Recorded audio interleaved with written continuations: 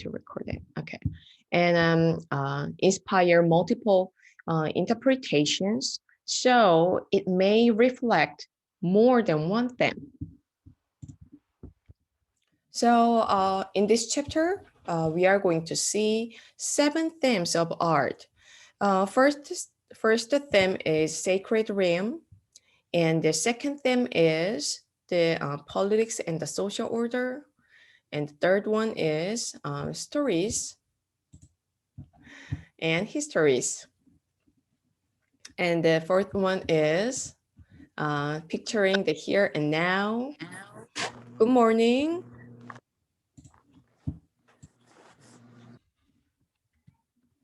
How you doing, Professor? I'm good. How are you? I'm sorry I'm late. I was talking to the other professor. I Came up see. late. Yeah, it's okay. We just started. Okay. Yeah. And the fifth theme we are going to see is invention and fantasy. And the sixth one is the natural world. And the last one is reflecting on the human experience. So let's see one by one. So people throughout history have turned to a world we cannot see except through faith. The sacred realm of the spirit, like gods and goddesses, spirits of ancestors, and spirits of nature. Each society has formed its own view of the sacred realm and how it interacts with our own. So the most popular theme of the sacred realm in art is Christianity, Islam, Buddhism, etc. So the sacred realm is one of the popular themes throughout the whole art history. And the next theme is politics and the social order. So this is an oil painting by Eugene Delacroix, Liberty Leading the People in 1830. So what you can see in this painting, I'm sorry, the photos resolution is very low, so it's really hard to see. So, but just tell me what you can see here. Anything? Death, war, Yes, yes, it's a death, war. union, Huh? union. Union, yes, yes. So these people looks like a union. No, that's right. And she is holding a flag. It's a French flag.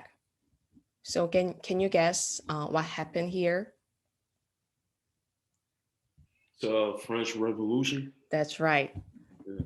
This painting depicts French Revolution. So in 19th century, art remained excuse me, someone is coming in. Okay, so art remained deeply involved with politics and the social order. So this is an unforgettable image of Parisians having taken up arms, marching forward under the banner of the tricolor representing liberty, equality, and fraternity. So using Delacroix, liberty leading the people leaves no doubt out about the artist's support for the revolution of 1830. So Delacroix completed this painting in the very same year, and it retains the passion of his idealized view of the insurrection and the hopes he had for the future it would bring. And this is Pablo Picasso's oil painting Guernica. So this is one of the Picasso's best known works. Can you guess what the painting is about?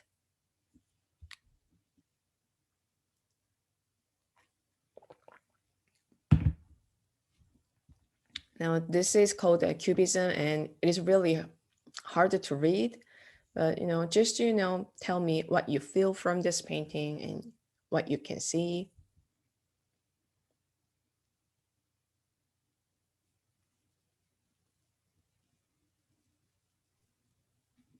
It seems like people are killing each other. It's like war, pain, suffering. People like I don't know. Very It seems good. like Very a vision of war. Uh-huh. Very good. That's correct. That's correct. So, so when you see the faces, in this painting looks like very, painful, right? And the body parts are, just, we can see the body parts, around in this painting. And the body parts are, separated. They're not put together. And the color is black and white. It seems like very, sad and hopeless, right? Very good. So let's just talk about this painting briefly. So on April 26, 1937, Nazi Germany bombed the basket town of Guernica. So it was one of the worst after a series of the Spanish Civil War. So this Pablo Picasso's painting, Guernica, is regarded by many art critics as one of the most moving and powerful anti-war paintings in art history. And some artists use narrative or storytelling through their work of art. So they have often turned to stories for subject matter, especially stories whose roots reach deep into their culture's collective memory. So, so let's talk about this work of art. So this is a William Hogarth engraving printing work. Can you guess the story in this work of art?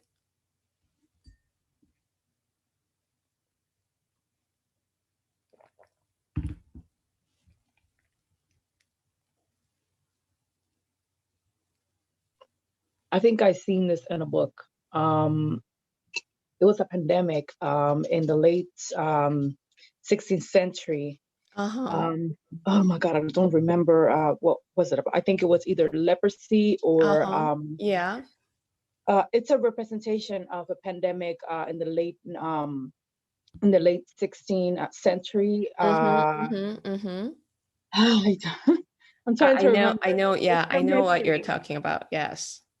So I think it's a representation of that kind of epidemic that was in the Mm-hmm, late 16s. I don't remember if it was in England mm-hmm. or um, or or in the U.S. I don't remember which one, but I It know was that. in Europe. Yeah, it was in Europe. Okay. Yeah. Okay. So yeah, it was like a pandemic, epidemic, either leprosy or Mm-hmm. I don't remember if it was tuberculosis, one or the other. Yeah. People were. So this is just a representation of what happened and how people suffered from that Yeah. epidemic disease. I see. Very good. Very good. But it was not that kind of story, but the background was, London. That's correct. Yes. Yes. And look at this. Now, it happened in the 18th century. So, so there is a young lady and there is old, woman. Yeah, she looks like a, get a, pandemic, disease. Yeah, but she's not. Any other opinion about this work? But you know what? This is a part of the story. Yes, you're right. Who else?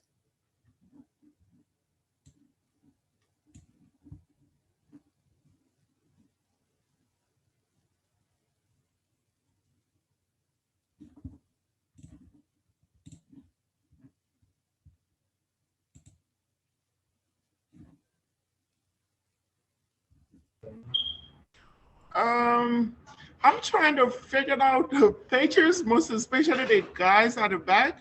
Uh-huh. They look like a Shakespeare story, kind of like. Mm-hmm. I can't like record it. And most especially when I look at the guys at the back holding the can.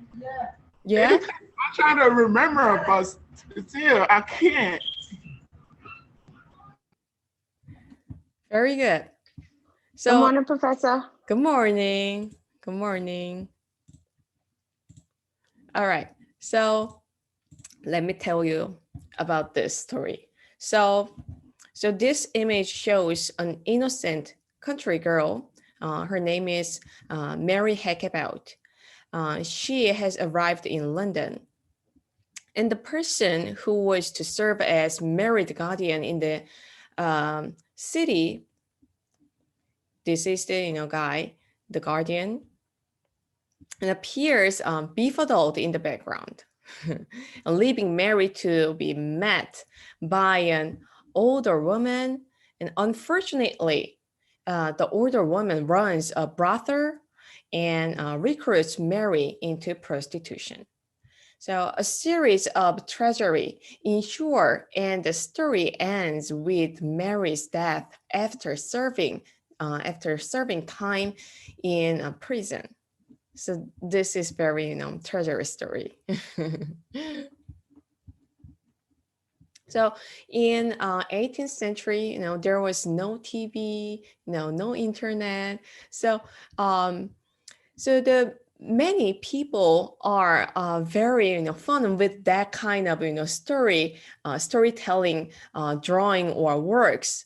They love to see that that kind of work of art as a like a drama nowadays. And this is Judith Becker's mural painting, Great Wall of Los Angeles. So Judith Becker's work is based on recording history using the concrete walls of a drainage canal. The goal of Great Wall of Los Angeles is to represent the histories of the diverse populations of Los Angeles who are underrepresented in history books and school curricula. So this painting is really, really long. There is a video in the model room. I will show you where it is, so to see the whole series of painting.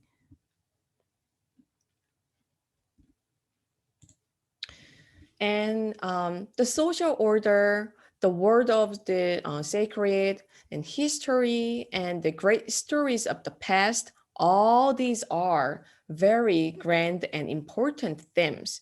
But art does not always have to reach too high. So sometimes it is enough just to look around us and notice what our life is like here, now, in this place, at this time. So this is one of the example of the picturing the here and now theme work of art. Can you guess what it is? Is it like Neanderthals? Yeah, yeah. So can you guess? Keep talking.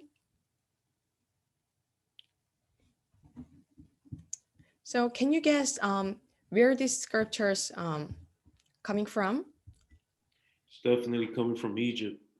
Yes, very nice. Yes, yes. It has lots of Egyptians, the features in this, yes, sculpture. So this is survived in the tomb of Mekhatre of ancient Egypt. Egyptian imagined the afterlife as resembling earthly life in every detail, except that is continued through eternity.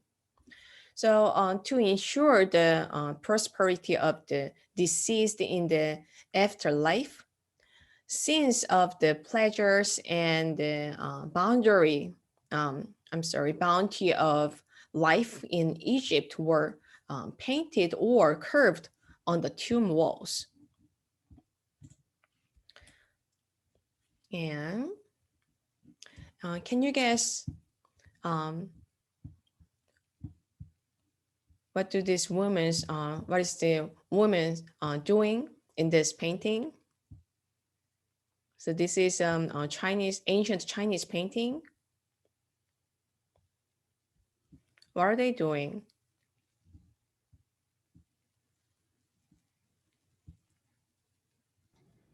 Well, the picture is saying that that they're preparing woven silk. Yes, yes, So they're yes. working. That's right. Yeah. As the title, yeah, the women are, preparing the newly woven silk. So this is the process to the preparing the woven silk. So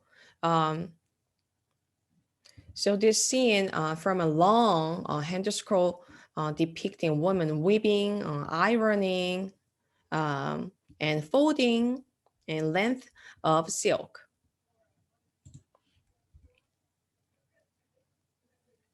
So daily work is also the subject of a painting made in Mexico in 1575. So the artist recorded their traditional religious rituals, gods, agricultural practices, excuse me, and arts. In the scene shown here, artists make clothing and regalia out of brightly colored feathers.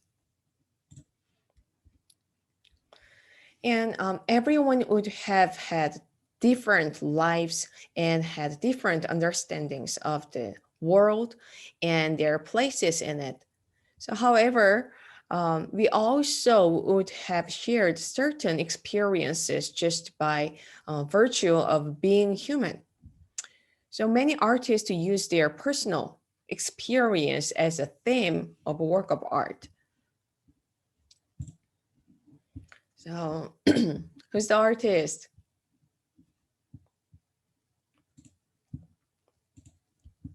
Is Frida Kahlo. Yeah. Have you ever heard about this artist? Yeah. She's an amazing female Mexican artist. So she's a Mexican painter known for her many portraits, self-portraits, and works inspired by the nature and artifacts of Mexico.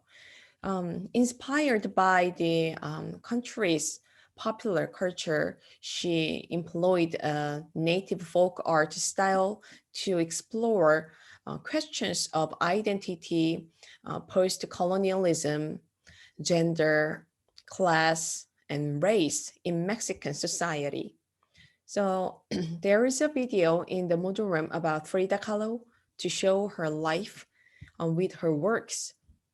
So please watch the video to understand her work of art based on her experience.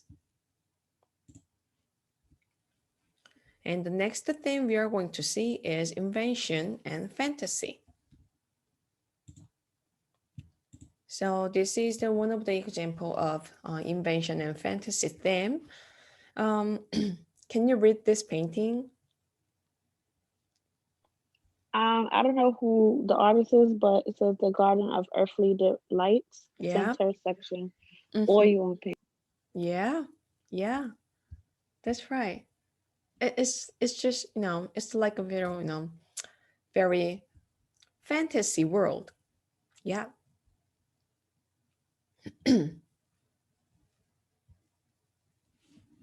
Who else?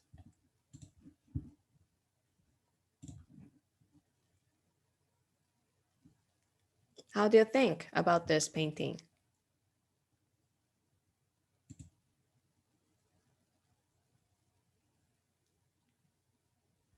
I don't know. It seems like everybody hard. Oh, Yeah. sorry. Go ahead. it's hard to focus on one thing because a lot happening in the painting. That's right. That's right. Looks something, so many things happen in this painting. There are lots of things. So, hundreds of nude humans cavorted in a fantasy landscape inhabited by giant plants and outsized birds and animals. The people are busy and inventive in this in the thing they to do and with one another. They seem to be having a fine time, but their goings on are so strange that we are both intrigued and repelled by them. And nature and our relationship to it are themes, excuse me, that have often been addressed through art. So during the 19th century, many American painters set themselves the American landscape as a subject. So this is Thomas Cole's oil painting, the Oxbow. He depicted the great looping band of the Connecticut River as seen from the heights of nearby Mount Holyoke in Massachusetts.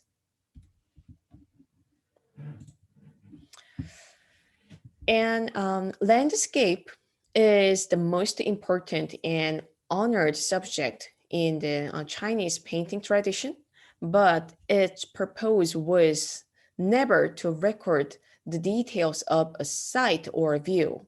So rather, painters learned to paint mountains, rocks, trees, and water so that they could construct imaginary landscapes for viewers to wander through in the mind's eye. So we just went through 7 main themes of art. So there is a subject, there is a sketchbook project related to this chapter. So let's see what the first sketchbook project is. So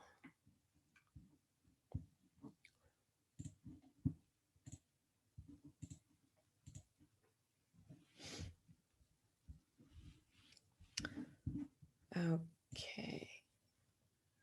So this is our first sketchbook project, logo design with your name.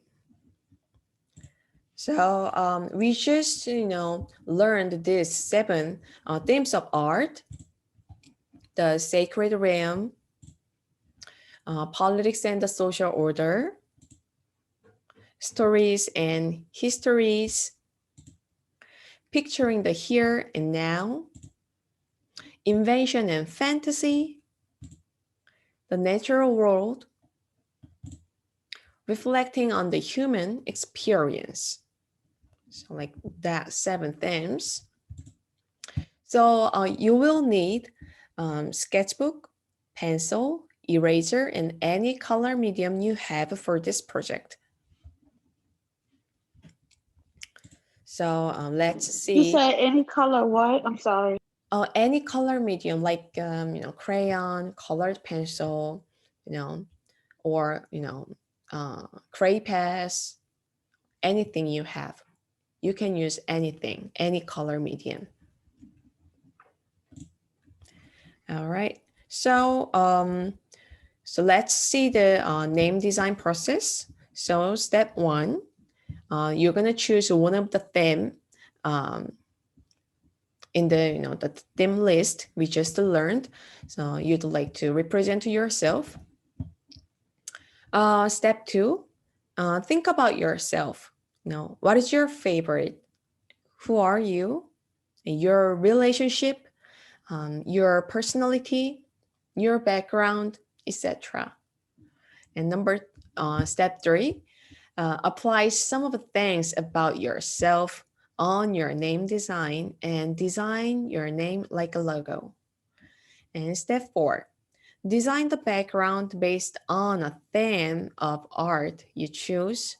And step 5, color your name logo and the background. So you're gonna just to show the process, the beginning process, or just idea sketch today, and then you're gonna finish the artwork during the course, and you're gonna submit the finished artwork at the end of the course. So let me show you a sample I made. I was about to say, can you show examples? Yes, I will show you lots of examples. So, all right. So I'm gonna start from the brainstorming stage. So here's my name, Soli Lee, and I want to use the theme, the last theme, reflecting on the human experience. So I thought about myself, and I wanted to focus on my roles because I had lots of roles, and I'm always, balancing between the lots of roles. So I'm a daughter, I'm a wife, I'm a mother, and I'm an artist. I'm an art educator and graphic designer and an artist. And I thought about which role is my favorite. And I felt sorry to my family, but my favorite role is artist. So I'm gonna use this brainstorming in my artwork. So first of all, I designed my name, applied my personality. So like this. I'm very organized person. So I always, the stuff should be, all the stuff should be, in the same location. And I always to fit something, some, kind of role I made. So I put my name in a, fine, square shape like this. And I used one of my favorite photography work because my favorite role is an artist. So I just applied the photo on the background, and I thought other role sometimes bothers my artist ego. So I just covered lots of colors. I just covered my artist ego with the lots of color like this, but turned out they make harmony in my life, like this image. And then I thought my life is always up and down, so I just put some arrow in the empty space like this. So bam, like that. So you don't need to do it in a digital image. You're gonna do it with your hand drawing, okay? So this is just I'm just showing to you the process how to develop the work of art. So let's back to the sketchbook slide. So let me show you more examples. So this is one of my students' work. So she designed very fancy logo with her name, and then she applied some, color dots on the background, which shows her personality. And this is another example. So you can design, like your name with the, like calligraphy design style, and then you can use lots of, pattern or colors on your background, related to the theme you choose. And this student liked the, manga and cartoon, something like that kind of stuff. So he applied that, things in his design. And like this, you can just you can just make your work like a black and white, it doesn't matter. And graffiti style, and another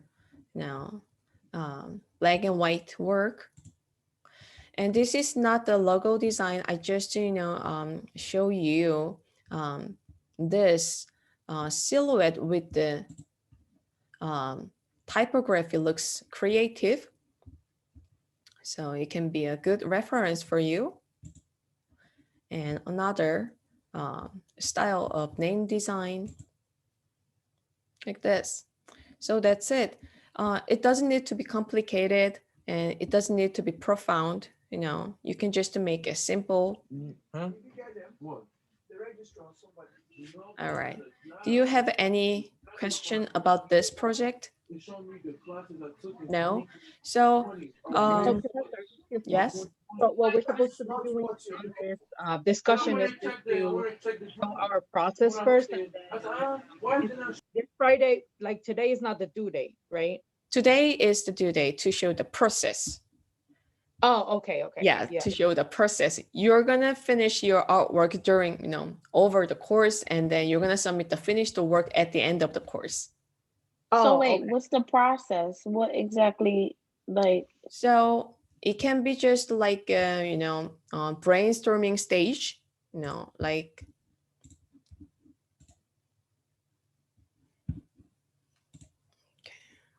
So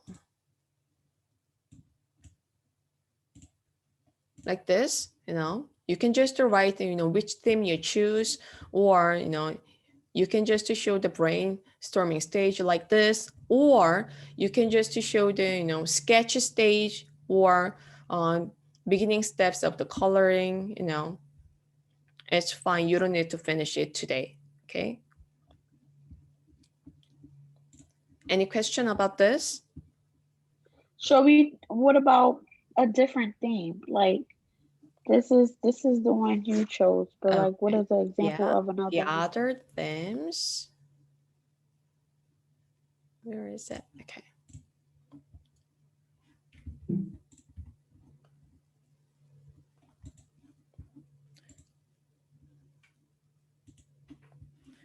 Oops.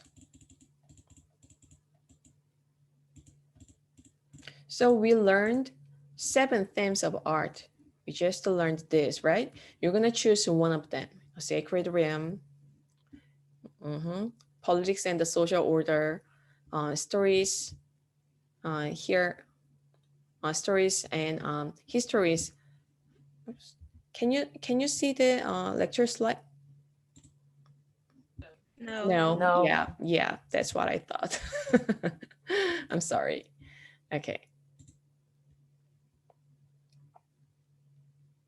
Okay, like this. So the 7 themes, the sacred realm, politics and the social order, stories, the histories, picturing the here and now, invention and fantasy, the natural world, reflecting on the human experience. So you can review all the list of the theme in the model room. So this is second week. Today's date January 29. So go to week 2 and here. So sketchbook 2.1 name design. So there is a slide you just saw. I've already attached here. And then this is the forum. You're gonna post your work process. So there's theme again. And please follow this direction when you post your artwork process. So please write your theme you choose. And then please write why you design your name like that. If you are ready to write it, please write this. And then please write why you did choose the theme for the name design. And here are some videos to help your name design. And then, for the posting your work, you're gonna take a picture of your work process and then save the photo in your computer. And like discussion, just to hit this green button and, type the, any, descriptions here, and then click this, choose file to upload your photo, okay? And the attachments maximum size is 10 megabytes. So please upload the photo under 10 megabytes and then hit just the submit button. That's it. So we have to take a picture of the work that we did because we drawing it out in like basically like a draft or ideas and then upload Yeah, it. yeah. That's due tonight. Yes, the due is tonight. Yes. You don't need to show all of them. You can just pick some of them and just right here or post it here. Okay. Any question? No. All right. Then we're gonna have a break. All right. So next chapter we are going to see is the visual element. Artists use elements, many elements when they create work of art, and that called the visual elements. So let's see what these are. So the visual elements has line, shape and mass, light, texture and pattern, space, color, time and motion. So today we are going to see these 5 visual elements: line, shape and mass, light, texture and pattern, space. So let's see one by one. So the first visual element we are going to see is line. Line is a path traced by a moving point. So there are 3 primary functions of line in art. First function is to record the borders of form. And the second function is to describe surfaces and shapes. And third function is to convey direction and motion. So let's see the examples. So there are 2 types of line in art. So contour line and outline. So the contour line is the perceived line that marks the border of an object in space. And the outline is the edge of a shape or figure depicted by an actual line drawn or painted on the surface. So let me show you how they're different in the visual image. So let's look at these 2 different circles. So what's the difference, everyone? Can you see the difference? The one in the left is shaded, and the one on the right has an outline when you can actually see the line outside of the shape. Perfect. Perfect. That's the answer. Yeah. So as you can see, there's no defined line on the left circle, right? However, we can easily recognize this is a circle with the shading. So that is called contour line. On the other hand, let's look at the right circle. So we can recognize the circle shape with the defined line. That is called outline. And there is a there is an implied line which is similar with the contour line. So an implied line is defined as a line that suggests the edge of an object or a plane within an object. So the line may be broken by intermittent marks. It may be defined by value, color, or texture, or it may not be visible at all. So with any implied line, our brain interprets that the line must exist. So that is a powerful tool that any artist can use. So let's see the example. So the left apple drawing has defined the line following the apple's outline. However, the right apple drawing, it doesn't have defined line. However, our eyes can imagine the outline of the apple because of the chiaroscuro, which is a value mass drawing technique. So that calls implied line. So let me show you more example of implied line. So on the left drawing, there is no defined line following this road on the center of this image, right? There's no defined line for this road. However, we can see, we can imagine there is a road by the supporting lines, the vertical lines, right? So that is implied line. And let's look at the right image, this. So this is a feather drawing with dots. There is no outline for this feather. It just, filled with lots of dots in it. So we can imagine there is a feather. So that is implied lines. And now let's see direction and movement by lines. So direction, the direction of a line can convey mood. So the first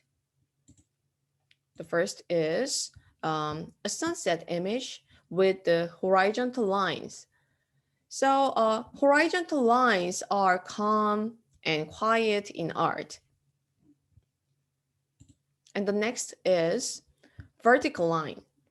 So vertical lines suggest more of a potential for movement in art. And the last one is diagonal line. So diagonal lines strongly suggest movement and give more of a feeling of vitality to a picture. So let me show you an example with the lines moved. So this is Peter Paul Rubens' oil painting, The Raising of the Crows. This is a Baroque style painting in 17th century. The Baroque art movement arose after the Renaissance during the age of colonial settlement. The Baroque's art features shows motion, emotion, turbulence, grandeur, and contrast. So it looks very dynamic. So here's a quiz.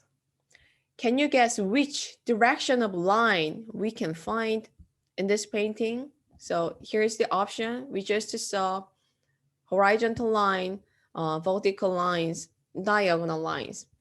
So which lines can you find in this painting?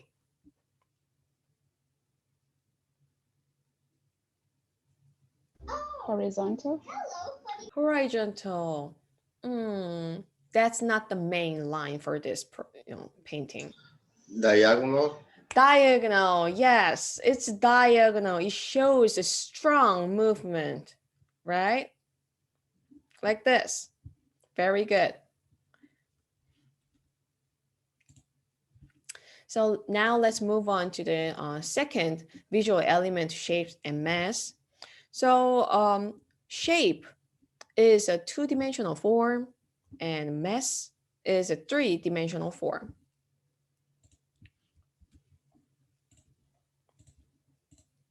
Okay.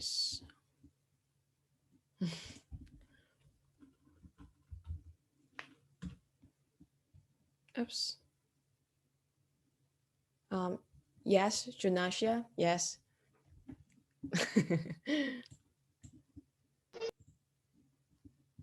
All right. I'm sorry, everyone. Okay. So the shape consists of width and height, and each shape within the image occupies an area with identifiable boundaries, and boundaries may be created by a line. And the mass. The mass is a three-dimensional form that occupies a volume of space. It consists of width, height, and depth. So shapes can be classified into two types, geometrical and organic shapes. Geometric shapes are composed of regular lines and curves like this, circle, square, triangle, the basic shapes. However, the organic shapes are made up of unpredictable, irregular lines that suggest the natural world, like this. And in art, we can divide an image as positive shapes and negative shapes to make contrast. So the positive shapes are the shape of an actual object. So in this image, the chair is the positive shape. And the negative shapes are the spaces in between objects. So it can be the background. So here's another term, same meaning with the negative shape and the positive shapes, figure and ground. So figure is the object part. So that is the positive shape. And the ground means background. So it's like a negative shapes. And like line, there is an implied shape in art. So an implied shape is a shape that does not physically exist, but it is suggested through the psychological connection of dots, lines, areas, or their edges. So let me show you an example. So which shape can you see in the center of this image? Triangle. Triangle. Yes, triangle. Right. So there was not physical triangle shape in this image, right? But you just recognized there is a triangle shape in it by psychological connection of the edges. That is called implied shape. And here is the actual implied shape applied in a work of art. So this is Raphael's painting, the Madonna of the Meadows. Raphael is one of the Renaissance masters in 16th century. This oil painting was produced in 1505 in Venice. The Madonna of the Meadows exemplifies a religious theme. It depicts Mother Mary with Jesus Christ and John the Baptist. In the painting, Mary is guarding the two lovely children. So as you can see, the shape physically doesn't exist, but it is our eye movement in the grouping of the figures, a geometric shape composition, and it was a popular device to provide unite during the Renaissance. So can you guess which implied the shape in this painting? The focus on the figures.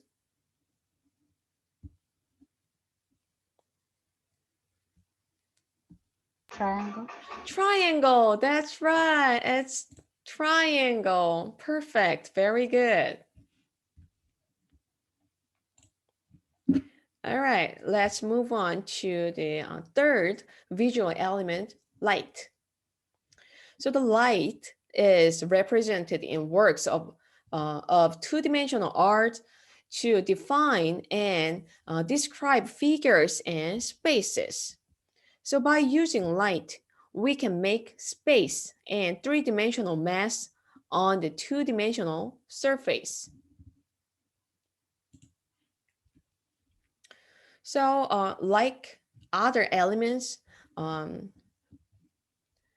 light has implied light. So implied light means modeling mass in two dimensions. So artists use light and shadow to model objects in two-dimensional works, meaning to give them a three-dimensional appearance. So to make an implied light, artists use this Grail value scale drawing technique.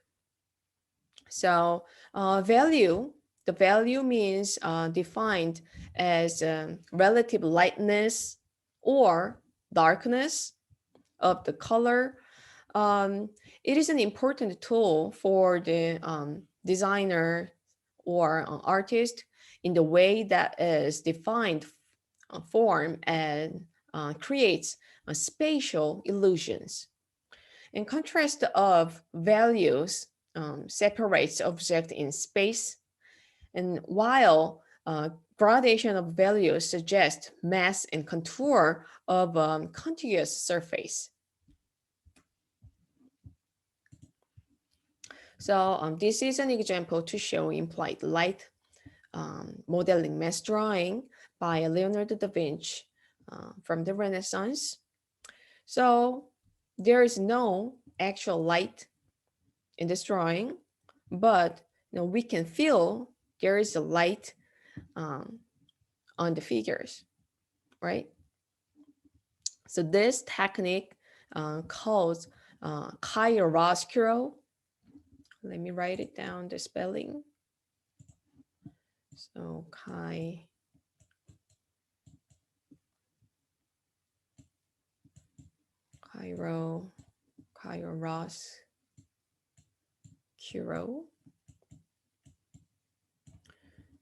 So chiaroscuro means light and dark. So it's like a shading technique. So it is discovered and perfected by Italian painters during the Renaissance. So with chiaroscuro, artists employ value lights and darks to record the contrast of light and shadow in the natural world, contrast that model mass for our eyes. So one of the great masters of chiaroscuro was Leonardo da Vinci.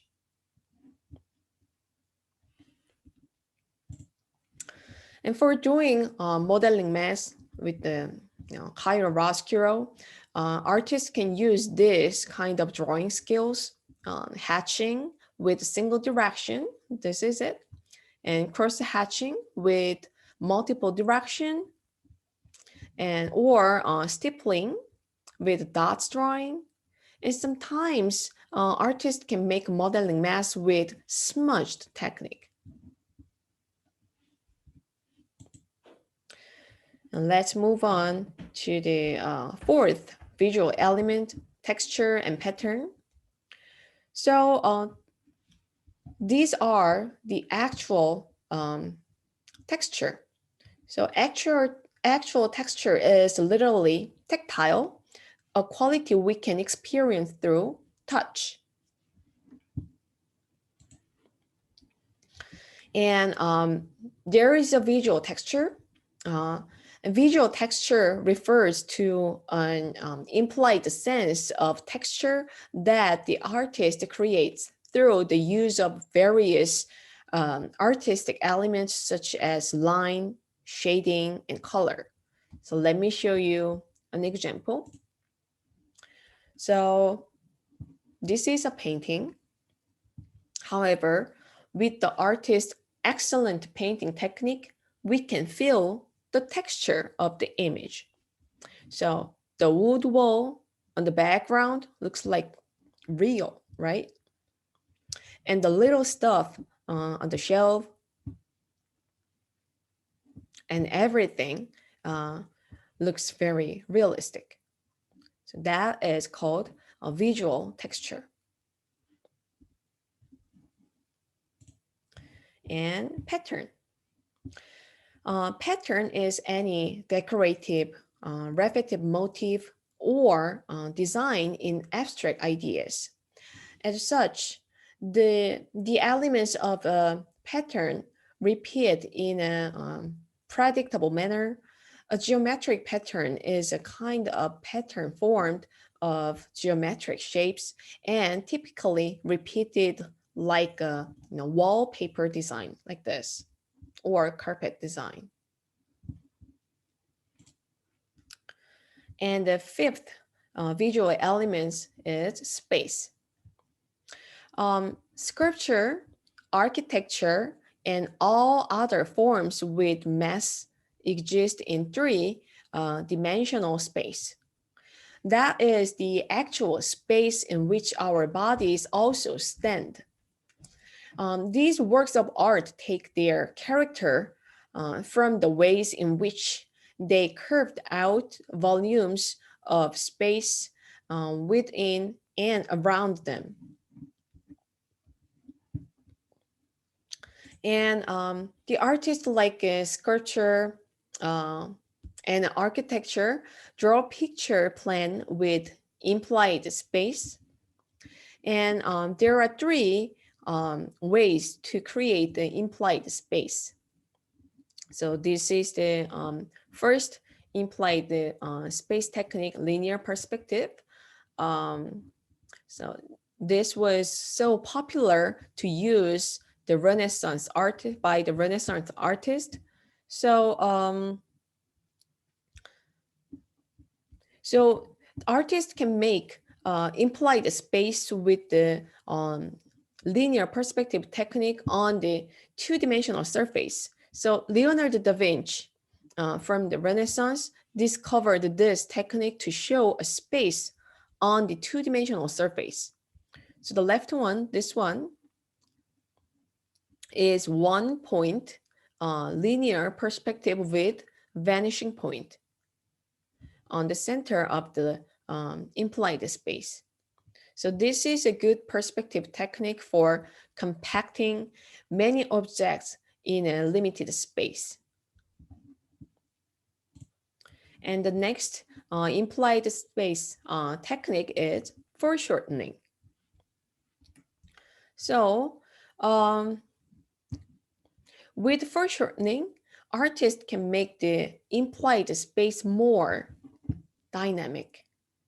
Foreshortening is a technique used in perspective to create the illusion of an object receding strongly into the distance or background.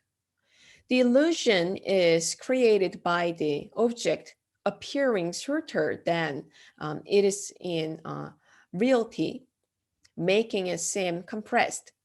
So it is an excellent way to maximize the depth and the dimension of a painting and a drawing.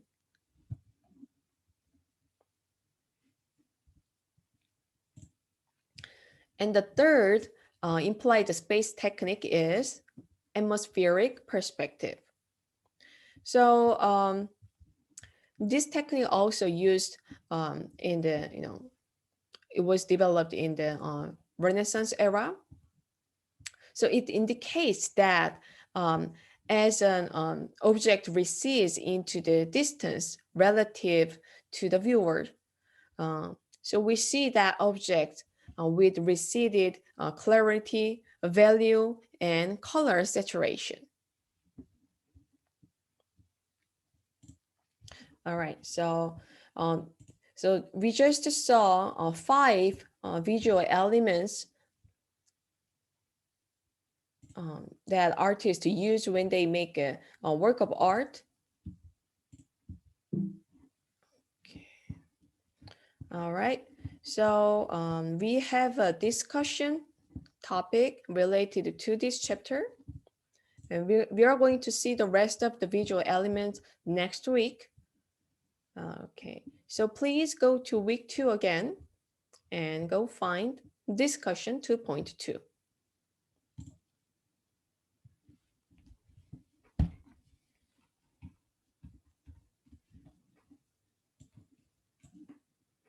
Okay, so this is today's topic. So this is a fresco painting by Raphael, who is one of the Renaissance masters. And title is the School of Athens. And many Renaissance artists discovered and developed diverse techniques to show three-dimensional appearances on two-dimensional surface by using implied space techniques. So here's the question. Which techniques did Raphael use to create a space in this painting? And write the techniques and tell us why you think he used that technique for this painting. So we just learned 3 types of implied space, right? So here, can you, yeah, I'm sharing it. So we just saw this linear perspective, foreshortening, and atmospheric perspective. So think about this 3 implied space and please find which implied space technique did Raphael use for this painting. Okay, and then please post your opinion in this discussion forum. So that's today's homework. Any question, everyone?